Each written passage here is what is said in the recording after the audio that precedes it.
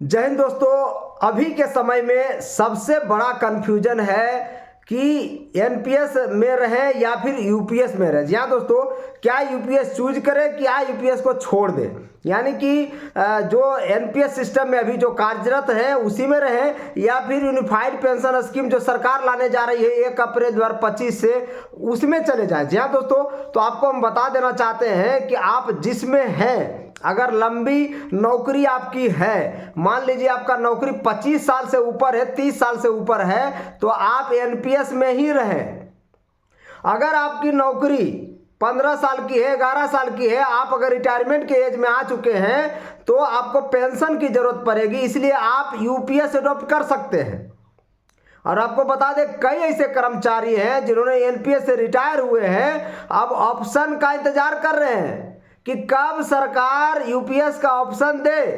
और जो पैसा एनपीएस में कुछ मिलता, आपको पता होगा कि जब एनपीएस के तहत रिटायर होते हैं तो 60% पैसा मिल जाता है टोटल कॉर्पस का, और बाकी जो 40% पैसा रहता है उसका पेंशन बनता है। तो बहुत सारे ऐसे कर्मचारी हैं जिनका कॉर्पस जमा ही बहुत कम होता है। आपको पता होगा एनपीएस में 10% सरकारी कर्मचारी का कटता है और 14% सरकार का कटता है, तो 24% एक जगह पर जमा होता रहता है। और उसी 24% में से आपका 60% लमसम अमाउंट एक साथ मिल जाता है जब आप रिटायर होते हैं एनपीएस के तहत। तो अब बाकी 40% बचता है, उस पर आपका पेंशन बनता है। उसमें भी दो तरह का पेंशन है। आप ज़्यादा पेंशन लेना चाहते हैं तो वो 40% जिस कंपनी में आप इन्वेस्ट करेंगे वो आपको ज़्यादा पेंशन तो देगा, लेकिन वो 40% पैसा अपने पास रख लेगा। अगर कम पेंशन लेना चाहते हैं तो वो 40% भी आपके पास आ जाएगा, लेकिन पेंशन का अमाउंट कम मिलेगा। तो दो तरह का उसमें भी प्रोविजन है।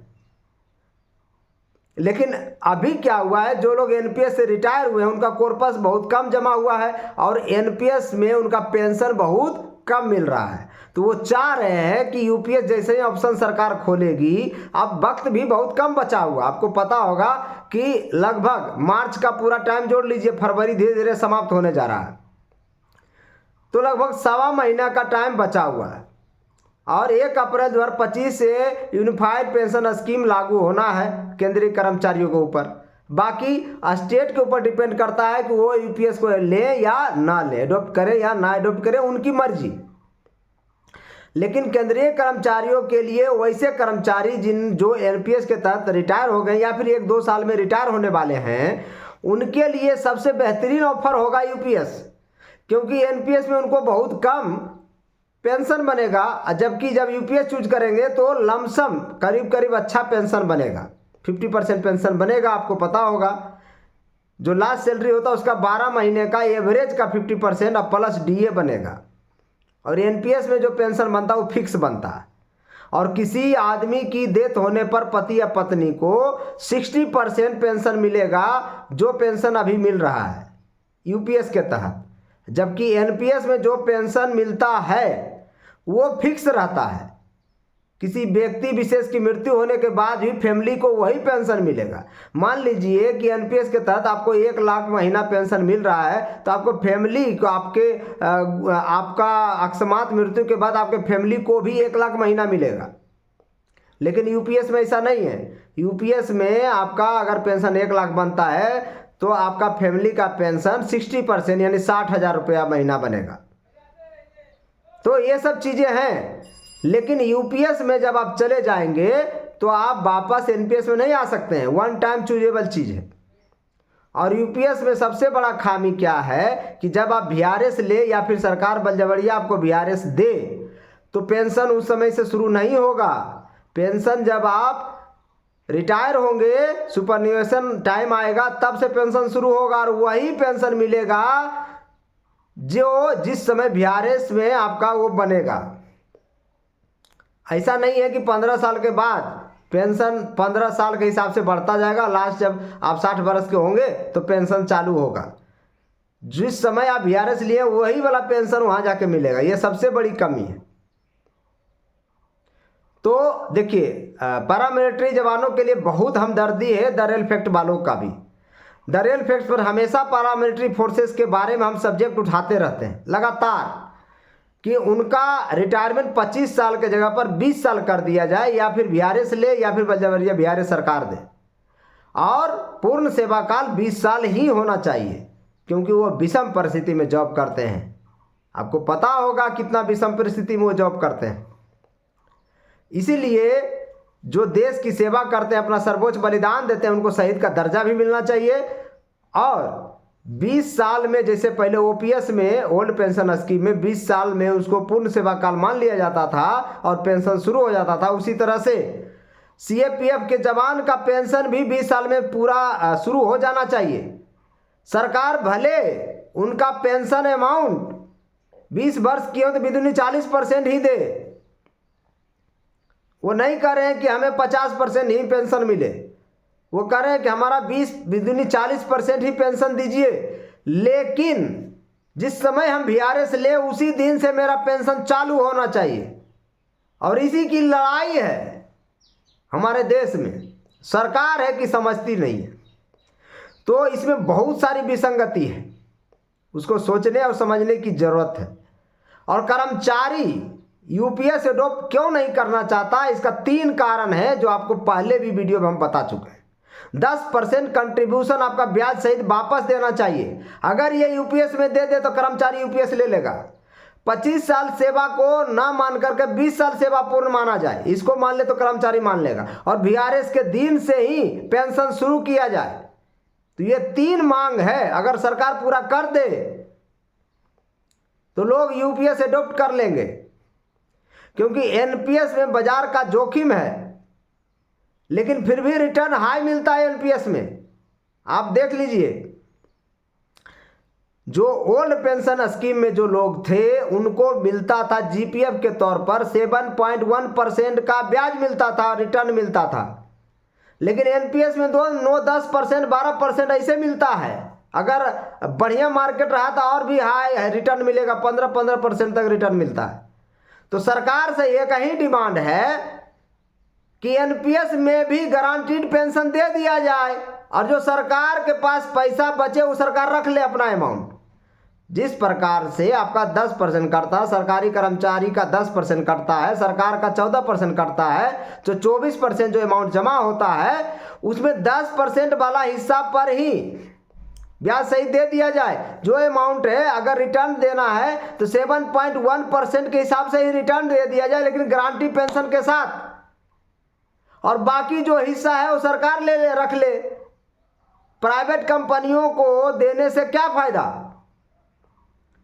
इससे सरकार के जो राजकोष होते हैं उसमें भी फायदा होगा, बढ़ोतरी होगा।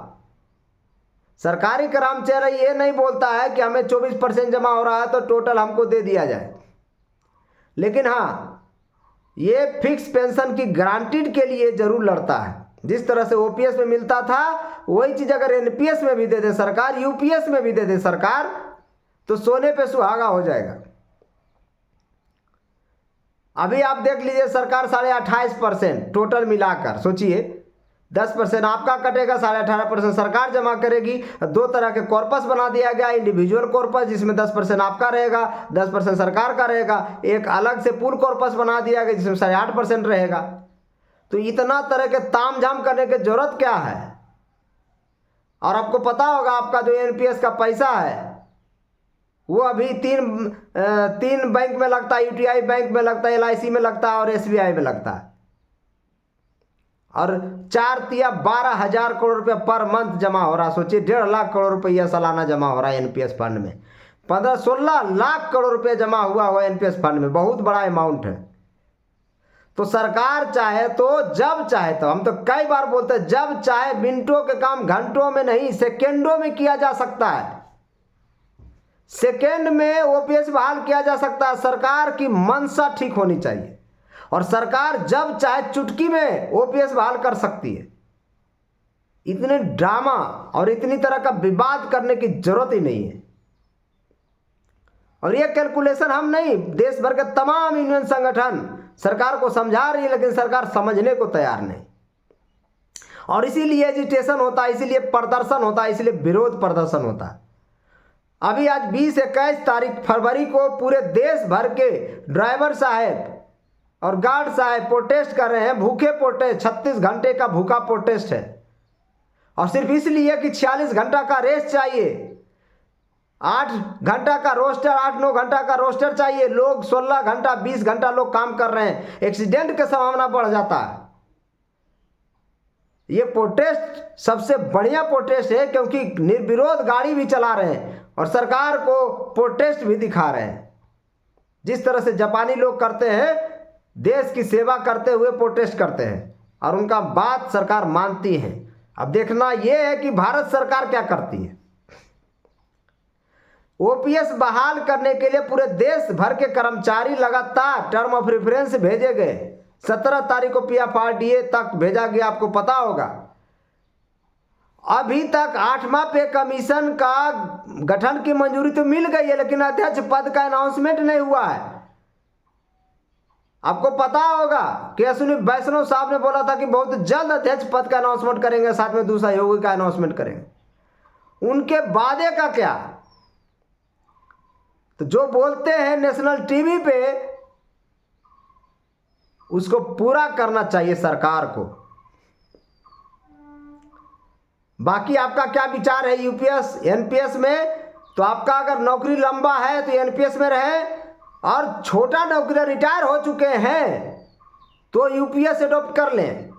और एक लड़ाई और, जो लोग रिटायर हो चुके हैं एनपीएस में, उनको जो अमाउंट मिला है, सरकार से भी अनुरोध किया जा रहा। कई यूनियन संगठन अनुरोध कर रही कि जो एनपीएस में जो रिटायर हुए हैं वो यूपीएस अगर चूज करते हैं तो उनको जो अमाउंट भरना पड़ेगा यूपीएस में, उसको माफ कर दिया जाए, क्योंकि वो देश की सेवा किए हैं। बाकी सरकार के ऊपर है, एजिटेशन करना सरकारी कर्मचारियों का कर्तव्य भी है। उनके खिलाफ अगर कोई काम करता है तो सरकार के से ही तो मांगा जाएगा, और सरकार से मांगना, प्रदर्शन करना, ये अधिकार है सरकारी कर्मचारी का। बाकी मेरे चैनल को लाइक करिए, शेयर करिए और सब्सक्राइब करिए, बाकी सभी को पता चल सके कि एनपीएस लेना है कि यूपीएस। जय हिंद दोस्तों।